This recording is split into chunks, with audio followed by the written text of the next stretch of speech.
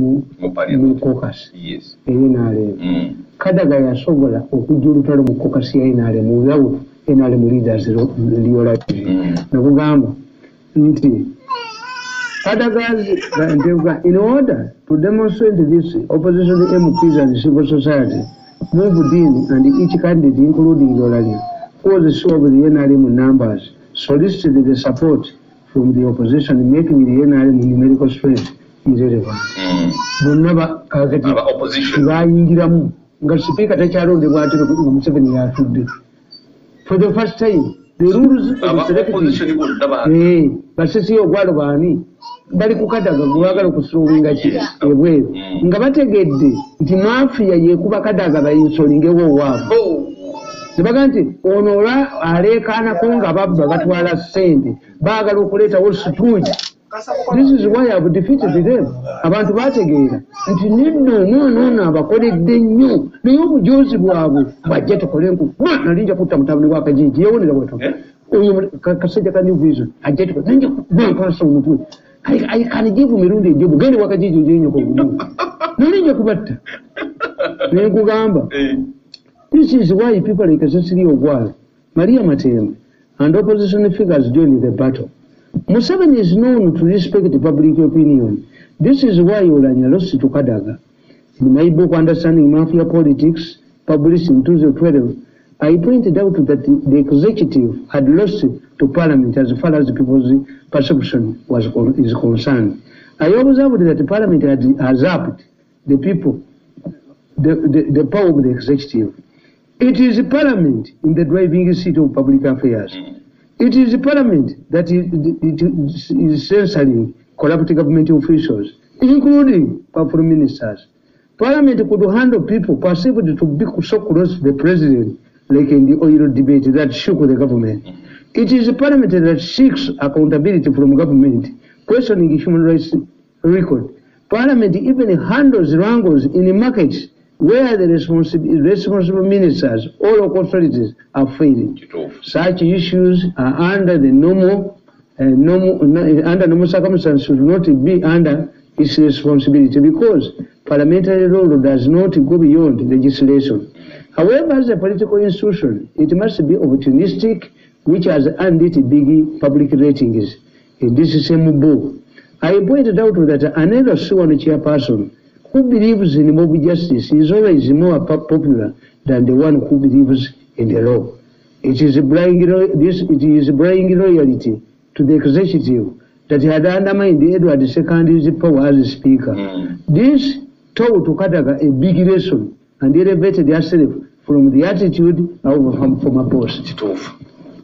Kadaga yayigira ku sekandi ebintu byamutuuka ndiye yakkiriza okukozesebwa era bamukozesa Parliament lost naye yennyini n'aloozinga nti toyinza kubanga you are head oli head of the three pillars ate ne bakudemote nga n'obeera deputy kyembagamba nti Kadaga tasobola kikola Kadaga president parliament and the judiciary kakati bayinza kuva ku chief justice bakufuna deputy president oba tokyalina makulu kakati ye Kadaga yakitegeera nti okumenya Kadaga mugezi baleeta etteeka mu parliament nti speaker abeerere terms bbiri yabigoba nagano kiisa akivuge nga bakireese nti anti 10 tegiggwako ne bamusimbako ono omukazi simanyi gundi ani agwe waabwe ne bagamba Kadaga mulwadde ne Olanya mulwadde twetaaga ba speaker abalala bagerenga nga litaliiwo baleete ebyobusiru byabwe Kadaga refused. This is the part era baali basaza amagezi sekandi bwagwa bagambe nti obanga president yajja kodda gwe speaker ono yali speaker n'abeera vice president naawe beera kuteesa abeere speaker kakati anti nakatuma invisible force invisible force nti waliwo force eyali ebakuba kakati mungenda abantu bambuuza kyambadde abadde kinemugaa kyambadde balwana nabaabamanyi bamusimbako omuntu luli kakati naye yategeera akolera public bamusimbako omuntu nga nze nange bwe banjooga mbakubye nga ndi ku Museveni nakitegeera nti obujoozi bw'omulenzi ono alowooza nti bwewasa muwala wa Ssaabalabirizi bwofuga ekkanisa buli kukujja ono n'akutwala waliizi sente n'azitwala togendayo. If working for government is important, baba bye sente bakolawo. Many of the people have been sent to kano katabani kakajiji ko kake kakola mu government. Nto ya pusa akola mu government. Kabushenga akola mu government. Kahewa akola mu government. Omuka akola mu government. Bebajoze nsini bajifukira. Yes. Atenga sente bajaza government. Anti vote babunana influential peddling. Bo muntu gwe bagala okuba wesente. Bamukuba n'avaawo ne bawamba. Kubanga balina amawulire. Kuba balina amawulire ngenda kulagako wamu. Kakati nkugamba nti Kadaga ekyamuleetera ekirala obulungi. Sadly, the handling of the rebel MPs and the Kadaga more support when she rejected the party resolution to get them out of parliament. The party position was that once a member is stripped of party membership, they lose their parliamentary seats. Kadaga, who is a member of the executive of NRM committee, supported the two laws. She did not oppose the resolution, but refused to implement it as a speaker. Agamagezi okajjawo mbw abasoga bategeerya kubuuka kwana mu musango kozi yajiweza ndani yaliko mu UPC UPC tozanyisa muntu yalira abantu ba UPC yalira bana byabufuzi banyi buli yaliko enable who had distinct in UPC yalikuwa nnyo abale byobufuzi nabaganze nasya bidandi sibulyanga kuwalala 1+ siriwa kibulirako bidandi bwe yategeera nti tugenda mu kulonda naye Mengo baawukanye n'obote. How can you defeat Mengo? Yaganti omubaka parliament abene consequence ennya mu region za Uganda zonna. Obululu bw'oba weesimbye mu Buganda olina okwesimbako mu Eastern ne mu Western ne mu Northern. Kakati okuwangula obubaka bwa parliament babala constituency eno na zino ng'amanyi teri Muganda wa Kabaka yekka asobola kuwangulayo. Mengo yali agikubye singa minisita yawamba gavumenti yali agikubye wali okiwulidde muddawo tikitegerekeka. Bidandi ogamba nti olina ke weekoledde kyatandika ku independence. Ku independence baali bagamba nti omugagga yekka abaakuba akalulu.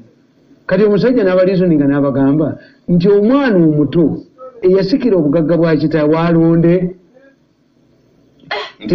Abakazi baali tebalonda mu Buganda. Ssemakulu ow'ekitalo eyaleeta n'abakazi bakuba basasule omusolo. Lwaki bakuba akalulu nga tebasasula musolo? Voting, to vote you must pay tax. Yes. Kati ekyo kitegedde Kadaga akolera ani? Waliwo obufumbo we butuuka nga kati buli ku Nazaalawo nga message eri gwe genda mu bwenzi bwo leka muwala wange akuuma abazzukulu kituufu nga Nazaalawo yakola ki yakubirira. Kakati ate waliwo obufumbo nga Nazaalawo takwagala naye nga buli kuki ku mwami wo ojulizaani nabaga nti azadde abalongo Manjeri Pastor Manjeri yazaala abalongo yabawemula obubweza bwa Katonda. Kakati ate obweza bwa Mukasa bawemulwa. Emimwe egyasuze kiwemula ekiro bwe twabakoze kizungu emimwe egyasuze kiwemula gye giri Austria ku makya basula bawemula ekiro kyonna abalongo. So kakati it depends. Kati Kadaga's role is to satisfy the parliamentarians. Executive. That's why he wants total control over the house. Kakati kwe kaluhanga n'abaana abalala ku babaka ba parliament ebitano including Museveni's people. Kubanga Uganda Nankabirwa abadde abajjayo bwe baali bateesa ku biliyoni 1.5 olwo ze bagenda okulyomba principle y'okubakyusa ebyenjigiriza kabineti yakisalawo bakitwala mu Sogonde tebigenda mu Nankabirwa yakubiri twetabulirwa olumala okukugusa nga bakusuula. Credibility is like a virginity. You lose it once, whether to a rapist, whether to a madman, whether to a future husband. Katonda tayikwongera mbuzi bw'olumala okuba ne badduka oyo omukulu bwe yadduka n'atwala 5 billion bwakanyuka kasasi nze saawula ddole na mwana bagambye billion 7 ate bajja ziri olowooza ekibatambuza mu kibuga singa nkukubirako tepo so kakati kino ekyakadaga kikoze kiwedde kakati ensonga edda nti Kadaga akolera palamenti ye era yabakoledde Museveni had ignored the parliamentarians has accepted them on the task force. Museveni who said he was not interested in going to parliament, government took their supplement. Never Jesus. What if Kataga had suspended the parliament? Yagamba nebwenefule ekikumi parliament yabongeza yatuddemu abantu bameka kubanga parliament musoma busomi nti we declare this place to be parliament. Parliament depends on the declaration. Ship building. Because we have a government in exile. The moment it is recognized by the international community. This is what we mean. Nti fe bintu watu bimanyi nti omulamuzi tayina kye yafunye. Ekitegeeza ababaka ba parliament bali kukaweweemu. Ono ye yayagadde attention y'obubbi bwabwe obwaponye obwani mwe baswalidde nnyo. Nti oddira obuwunga bwa mulamu wo n'obuteekamu ettaka. Naye abalonzi tebabalabe bubi ku bukadde bwonna. Anti kisinzira how do you conduct yourself. Abaganda bakuga nti okubye embwa lumonde. Sente zange miliyoni 2 bwe nkwatako 15. Kakati gundi yangambye Sebunya tize nina gomba simayani gombe nti gombola ziri obanya kankwate na gombe na bweru buli omukanji weko miliyoni 5. Baba yambi tidisi baziteka ku malwaliro baziteka baba anti kakati bazze president yakubanga president yakitegedde nti most of these MPs are his and when the mortality rate of MPs is 100 MPs per election, ekitegeeza nti Museveni bw'aleka y'aba bakabe will he not need them? Kakati Kataga yiki yakoze tebazze ku committees kwe baali tebali parliament ezimu coronavirus teyingiddemu babadde baagala ki kakati ensonga gye mbadde njagala okuleeta omukazi amaze okunoba n'omugulira gomesi kati okunoba abamuvuma omukazi anoba nnyo akola ki no the end justifies the means begabidde sente n'alina okuba n'agamba ye ng'omuyeekera zino sente bazireete era Museveni bwe wakola Amiri yoyo waliwo omuntu omukulembeze yali amuwa $10 Amiri anazigaana sijja namukola bwati naye kati is dead Gaddafi nazigaana nga muwazaki anti ye Gaddafi yali ayagala kutta Museveni kakati ye yali tategeera integrity yaani yoyo mukyala rejected the sente how many people kakati ye president babba sente omugulire nti bagala kumpanguza gajiji eyo tugikozese wano naye togirya singa ozirya anti zikola omulimu ago tolyako yababbi anti bazze kubula mirundi obakolera ekintu nogaa nti muzeeyi people trying to bribe me zibajjeeku zikole ekyamagezi naye tukibakolera naye singa ozirya ate wano ofedde ki yakugamba nti zijjayo zibbe naye ng'omuyeekera ye tafaayo sente kyenda bagamba nti mwavuwaza ba Brian White mwavuwaza baani where will you get clean money nti bano bahamu sente za family bakadde bebakoze nnyo kituufu kakati gwe ng'oggyeko bahamu abafunye clean money where are you going to get clean money? That's why in Dubai, whoever brings money abayaga abaki era egindi eyo Dubai mawanga gafaanana gati when bw'oba oli mugagga nga gavumenti y'omwekwagala ekulemera abaana ono omusajja Kabuga yatta abantu e Rwanda teyalemera Kenya mutabani wa Banda alina obugagga bungi nnyo Kenya kooti ye Zambia yali emunoonya Baba we don't have to use a photograph. Give it the photograph. We don't know the person we are looking for. Where will you get free money? Go to IMF farm and go on. Kakati, what was the embassy of America? Ne obwakabaka bwa Buganda. Embassy ya America yakwata $1 mitwalo 25. Nejiwa mengo ba David Zamasiro ge Kasubi. kakati amasiro ne gataddabirizibwa embassy newandikira yaziwereza 2015 newandikira Mengo nti mutuddize ssente zaffe kubanga ziremeddwa okukola kyetwazibawa ab'Emmengo ne baga nti no tuziteke ku account ki ne babawa account bateekayo $10,000 $5,000 leero mutta ku Monday n'afulumya amawulire agagamba nti no Mengo eremeddwa okusasula embassy ya America ensimbi ze baabawa Mengo newa monitor ennaku 2 beetonde gwe nga munnamawulire ensonga eno gyogera omanyi sagala kubeera ku transferinga defamation case ya Uganda nti whoever has a hereditary and what I can tell you I don't speak on the case. Yes. What I know nti abatalibaani bwe baakuba eminaala giri Baberi gyali mu Afghanistan eminaala gye baazimba gibadde gimaze emyaka 14 nga bagenda mu ggulu kati abatalibaani bwe bajja bagikuba ne bagisuula wansi kyababahaayi ensi neegamba nti no forests and international heritages must be put under the UN. Yes. Kakati nga bo bakugamba nti Brazil bw'ogikkiriza n'etema ebibira amazooni n'egimalawo awo tujja kuba ati tujayo infekiti zayo tezikwata ku Brazil yokka ensi yonna ekitegeeza ebibira bibeere under international community era akulira ebintu ebyo prince yes kubanga a forest in fact they are saying abazungu babala ti Congo tekigyetaagisa kukola amakolero tubale omukka oguvaamu oguyamba ensi tukuwenga ssente bwe tukola amakolero mumukuume ebibira byokka you can get money kakati amasiro gateekebwa under international heritage UNESCO yateekamu ssente zaayo. I'm waiting okulaba Katikkiro ng'adduka bamakubu yanga badduka you will see a Frenchman or a white man coming to Prime Minister Masiro. Amasiro tekakyaliga yasooka n'asolooza ssente kati n'abeebusooka bwe baagala baziikamu they have a stake kubanga basolooza n'atambuza ettaffaali ye nga tamanyi implications.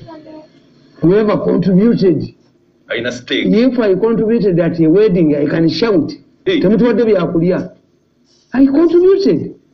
He moved from to fall ate n'akola strategy yamukwatirayo. My guy's strategy was kuŋŋaanya ssente funa kookolawo okakwatireko bajje balambule obakwatireko ye nga tamanyi nti people become tired otandikewo kookola abantu bakwatireko basonde ekyabasange ng'okoze kino nti basonde endala you cannot do because these are the same donors. Era wano mu Uganda ekintu ekituyambye ennyo akawuka kano butatukwata nnyo the same travelers are the same olabye dokita nti yali agenda mu doctors conference these are business people ababadde bagende Dubai. Somebody has rang me nti awo okumpi ne Lufuka hospital waliwo omukyala yava Bweru naye is in hiding ate abalufuka hospital be bamujjanjaba mukyala kalansi akolola akola ki nti yekwekuuma mu nyumba sambula zirangami balufuka bamumanyi ti ate erinnya lyajjanjabibwako mu ddwaliro erifuka yenasamula yenaki balifaanana eryengabi isoboka kati abagundi kyembadde nkugamba nti in Kenya people travel widely kubanga baminisita ba Kenya bonna basomera bweru basomera mu America yafuna Kenya yafuna Tom Mboya Foundation etwala banna Kenya 300 okuva mu myaka gy'enkaaga ne Beni baali bamuwadde ab'Emmengo ne bamuwanyisa Beni Kiwanuka yalina scholarship 3 ne babaga nti ez'omu America tezirimu magezi zaadibirawo wano Mengo kufatangirwa kisabaganda batatu kakati yebeni ye Tom Mboya kye yakola yakifuula foundation ne bwe yafa kyasigala kitamu 300 Kenyans go to the United States of America every year mwapa ne kitayi wa Obama kakati sinya Mengo teyakuba Beni na kubyonoona naffe twali finye president osanga omuganda era we console ourselves Ssaabasajja Kabaka alina amasaza mu America ayina amasaza Ninga gaiga. oli ne yeyanjula ne kanzu ye nze mwami owessaza wa America California oba yeyanjula we nga ambassador bwe yeyanjula some things is belief gwe batokikiriza mu kikoleji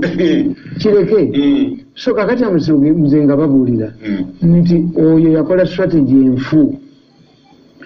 People cannot fundraise the same group ne batako kambo wecho okulabira Sudir yakola premier kali akalulu fwe twakulira ndoze nawe wakalaba National Lottery yako bakatunda ng'omwaka ne bakalanga kali akalulu kali mu bubbi nga bakwata abantu 10 enamba abantu 10 bwe munajja mu enamba emu enamba gye mukoze 10 ye bayawangudde akalulu yes twajja mu Kampala nga mulimu obwokesibwa National Lottery era kwabeeranga kakati government bwe zaakyuka eyobote National Lottery ne batandika okukabbiramu kali mu finance to help government instead of gundi printing money weewola mu bantu Sudiru premier yakola sente naye abaddako simanyi Roto yagwa yali yabubbi kakati wano mu Uganda buli kintu kyoleeta idea noleeta bino gundi bipyramids abantu mwenda pakugamba oli mubbi era neewunyeza eriyo omukulu w'essomero bamubbi biliyoni 6 katonda wange bano abamane gundi abadola nti bamukolera essente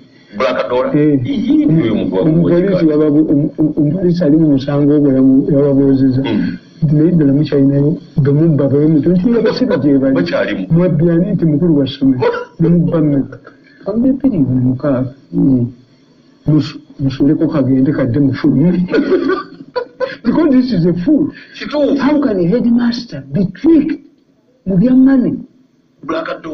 Kyembagamba nti abalamuzi b'edda baali bagezi mirundi ng'olina stage muonywera kyowaffe twakulaba tugamba nti ow'ettayi tolwana naye ekiro olw'omutuga ow'olubale towoza naye singa ogenda mu kafu buno bwe bawuganiramu omusajja n'akukuba eccupa oba egiraasi bakubuuza weyaweyayo omusajja essajja lyali kapiteni manye nga baliyita Kalansi lyakwatira Kakonge yali minisita Kakonge erimukwatire waali kazino kazina lunyege Kakonge n'agwa edda lwagala nnyo obuyimbi obwo ate ne beerabira nti omukazi ono azirira ku ngoma kati ekeeriye engoma azina ayimiridde kakati ate eri azina ayimiridde nti beemuunya abayimbi bagenda bagalaba omukazi wanyiga ekiwatu naawe onookuba engoma nawe gye omutwalo n'akuba engoma era n'aba ayimiridde n'owendinginya n'abeerayo ekitegeeza nti ata steps ziri kuki wano ku ngoma ekisajja ekyakuba Kakonge ne bakireeta mu kkooti nekidemonstrating Kakonge was a minister agenze mu nyumba y'ekisajja n'akulabye akakazi kyekaali kabeera kyamukwatira mu nyumba kyame kyamukuba katono kimutte omusango kyakusinga ekyamukuba negundi ne batoni nekizoonoona ate bakimba obaali tebannajja kyamukuba omusango gwali mu kkooti naye nga bamubuuza wakimyeyo ki waliwo wano jeno yali azanya bino bipuulu byamu kakati nga aleka akamiliyoni kali awo n'akafumita omuggo ne kamucapa olwi yadduka emisinde okuvaawo kano si ke yakuba abaserikale be baali bakakwata nagagwaki nayingira emmotoka nadduka waayi ejeno cannot involve himself in gambling ye bwe baali bagenda okusiba si kakamiliyoni kakati bano ab'emmengo basonda ettaffaali everybody contributing to UN because for them omulimu gwabwe wali batuka mu myaka gy'enkaaga naye bakiwulirako nti Ssekabaka Muteesa gye baba bamuwaŋŋangusa yaguza abazungu ebizinga by'essese endagaano n'agirya ekimu ku mannya ga kabaka tumuyita Mutebi buli kabaka wa Buganda yina bamuyita Mutebi Kutebuka omanyi okutebuka ng'oyeseekeezo ate okubali vansi mumutebuke kakati bakabaka batebuka nti aba alaga eno empiki n'aziza livansi bw'ati n'akuba omutwe n'adda livansi kakati kabaka wa Buganda alina okutebuka kyobula bamutuuma Mutebi alina okutebuka anti kakati bw'otebuka abazungu oyinza okutebuka kubanga abazungu they have declared nti ki nti amasiro gayingidde mu international heritage ekitegeeza ga UN kati mugayinako kitono you have surrendered it kyembagamba nti gundi namusekerera gundi naye yategeera oluvannyuma nti gundi ono Kiwanda mutabani wange personal assistant we naye yamugambanga nti wali aki kitawo atankuba nemugamba ndigenda omugambe nina abaana mu KCC kubanza abaana bange kati bwemba tojja kuba mirundi agenda bugenzi bwa mulamuzi n'alayira kyokuva naleero erinnya ndikyusizza nafuna akalangu mu 14 days ani abisoma erinnya n'alikyusa kakati I have children everywhere kakati bonna sibawugereko era bambagamba mirundi bwomuwa programu ku rediyo yotakuvuma njirekawo kuba nkolera future bwobanga toyagala kuvuma nanti bwe kyebayita okuvuma kwogerako nabagamba federal teriyo kati gyeri leka emmandu etulenga kyeyalabula kituukiridde a diviner is accorded respect when what he predicted comes to pass omukazi w'okukyalo bebasooka okugamba omukyala muwala waali lubuto era owange mumuyita malaaya nemwogera ku baana babannammwe bwalufuna ononno gundi yaŋŋamba nobody wants to hear bad thing bogo tamali mirundi afudde ani abise bayibuli yagamba nti ani ali mubika bayibuli yagamba ani okumubika yes naye people don't want okumanya amazima tegalina kubeera gundi kyobola abazungu bakugamba is now enjoying with the angels not go back the way he came ki okubuzaabuza kakati nze nkuga nti ab'emmengo kasita amasiro ago gafuuka international heritage gafugibwa UNESCO era oyinza okusanga ng'okusitoolinga bikyali ku ezo sente bano okutebuka tebakyali bwe batebuka ekyokubiri omwana ono nabagamba nawandika mu katabo kange nti nsambu is it victory or revolution omusajja yavuma kabaka mu Buganda n'akyusa constituency n'ajja mu ndala nsambu teyali weeno n'afuna 47% eyavuma kabaka mu Buganda nababuuza nembaga nti nsambu I am not minded about victory but what nsambu represents if in Buganda a person who abuses the kabaka can get 47% nemuseveni kyababuuza this is puzzle omusajja gwe mugamba nti avuma kabaka is the most recent person omusajja gwe mugamba nti avuma kabaka abantu bamwagala okukamala pologulamu ze oliakuka akasajja kantama ako naye kavuma ng'okawulira ddi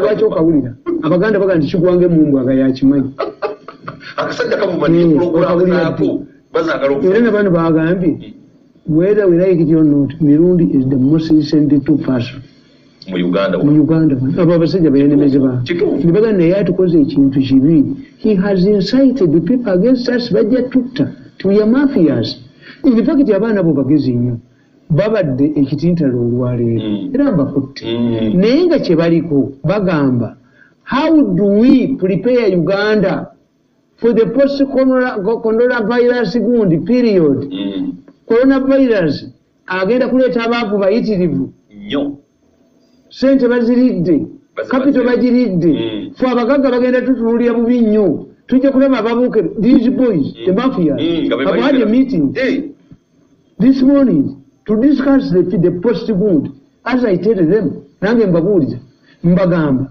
nti mugamba Museveni aggulewo naye amawanga gonna agagguddewo gayina ebintu bibiri social distancing and sanitizing tagabijjeewo never kakati kitegeeza are you saying nti essomero libaddemu abaana ekibiina abaana namu bataano bakyafeetingamu nti emita tugibala okuva ku lubaawo omusomesa w'abeera kutuuka ku desiki esooka genda bali ruumuzi mita zirimu mmeka ebitanda mu dormitories bikyasoboka mu katale temukyaddamu kufiitingamu bwe kabanga akokaleeru tebakatutte butwazi kitegeeza nti social distancing emidaala egirimu kibagenda okugamba bagenda kuga nti omudala gwa miliyoni 5 kawawagende kakati bamafia resolution kijiba anti bamafia nze mbagamba nti no mumuteekewo fund ey'ababbi ono omwana yali omwavu ennyo ava mu famire enjagu azimba tya hoteri efaanana Serena ewaabwe kuba tebamanyi bubbi lirono a thief must conceal his wealth akatali kabbe oli amagumba osuula mu mulyango ono Kabushenga alina faamu akuba abaganda n'abamala oligirambula otya ggwe. This is what I've been telling you. Toyinza kuba baganda n'obakuba gwobakuba mu mawulire gwobakuba okubiba pasito okubiba mukagunje okubye n'abaganda bamwe abatali Kabushenga nkubulira abaganda bakubi akati kankubulirewo Kabushenga abaganda bakubi nina bamuba mafia nkubulira tewali atabbye nze yampita mulalu nti ate omulalu ajje tukole ffenna nze mutaano wa mirundi nabagamba nti I pointed out that in one of my books the conduct of the Ugandan mafia. However, once they are determined to grab the money, nobody can stand in their way by all means. The mafia used the IGG's office as their practice has been. They use credible government institutions, including Parliament, the Auditor General's office, the judiciary, and the CID. This is why the allies of the media in the judiciary give controversial court judgments. Nassali was arrested and charged with stealing or failure to account for 35 million in all the 10 years she was in the Ministry of Education. The mafias are not driven by logic. They think they can convince the gullible people through their discrediting newspapers like Bukeda New Vision and Red Paper. This is why they always go to the president to silence me, which he has refused to do. To embarrass her, Nassali, she was accused by other two people, meaning that she shared the alleged 35 million with 3 other people. When she was summoned by the IGG, she did not know that the office was a dungeon of mafia. She was forced to record a statement.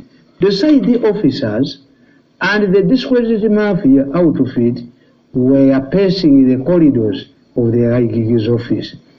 After recording a statement, they grabbed her like a chicken thief and dragged her to the anti-corruption.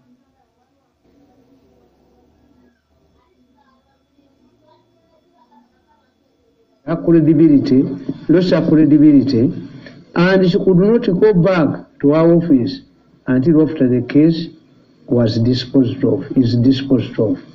More like the Andala's case, it will be delayed deliberately for 5 years. Once that was done, the mafia had accomplished their mission of humiliating her and kicking her out of office with disgrace, which is their usual practice. Interestingly, the president tried to intervene, but in vain. In his letter, Museveni directed that Nassali should go back to her office. However, the mafias used the head of civil service to block her return. Like any other puppet of the mafia, the head of the public service said that Nassali could return to office after acquittal, since she was interdicted by court. Once the mafias remove you out of office, they install a puppet and then grab the targeted money. The mafias also alleged that her return would leave staff divided, which was also untrue, since Nassali had not had any form of internal rebellion within the staff. In fact, when she went back to her office, there were jubilations from staff members who were aware that the whole thing was a mafia plot to steal funds. When kukubira nto ya pussy meeting conversation yalimu ne mukakaniza dduka. Mukakaniza mulizeyi. Omukazi yali supervisinga a project ya millions of dollars 10. Bamusibira million 35. Olwafunye omulimu agenda mu UNESCO. What type of people are these? Naye sikyabanenya. Omuntu wayononera akawunga ka mulamu we n'akayiwamu enfuufu ayiseemu Mandela sikyabanenya. Omuntu wattira abantu mu ddwaliro atunde organis nkyabanenya ki? Ffe Abaganda bwe tuba twagala okubulirira omwana omuwala omutwala ku muti gwa ekitegeeza ba mafias balina tactics ez'okuyinga emisango kasasa ono kyebaba badde emyaka 17 deidire ofe oba okuveeko omusajja baali baagala twabaganda omuntu ng'oyagala omubuulirira omutwala ku ntaligita zentula kasita omwana omubuulira ng'omwogera n'akwata entaligita n'agirya tuwokaawe kitegeeza obwongo bwo bwonna tebubaddeewo abalitawuliriza this is a Kiganda test omwana omuwala ng'omubuulira omutwala ku muti gwa ntula ogubadde kati ng'omubuulira n'anoga entula kitegeeza he was not listening attention was on entula wisdom yabaganda tugizanyisa omuganda kakati bwe tuba tugenda okufumbiza omwana tuyita abavumi ba mirundi bakakensa abakazi laba emimwa kigenda kala emimwa gyakyo laba bwe kiri emmere toswankulira n'otuswaza kiraba amatu kati tukuvuma ebintu byonna abavumi omugole bamuvuma to prepare her for your abuses nti buli kikuli ku mutwe mujja wagenda kikuvuma naye bali kikuvuma dda you were insulated you were immunized against abuse this is what the baganda do kakati bano boba abuganda ganti obonaabonanga eyabba endeku mu lumbe kakati bano ne kunde kubafaawo dda kubanga endeku tezaabanga nnyingi kakati abantu bwebabbako endeku bagenda kunywera mu kitaga bakita batya kitaga ekintu kyebasula mu kitegero you see endeku was very variable naye when you see somebody tarnishing the company of the sister-in-law, what else do you demand from him? Omulungi omulebe HGTV program yaffe olunaku lw'ekyo gwetambudde kati babanja eki tugenda kubaddamu olunaku olw'enkya kuva ku ssaawa 5 n'ekitundu omukulu utambula emirundi ebiri ebiggwa biwooma bannange tujja kusinkana ku Lwomukagalo Ssabbiiti ejja mubeere bulungi mweraba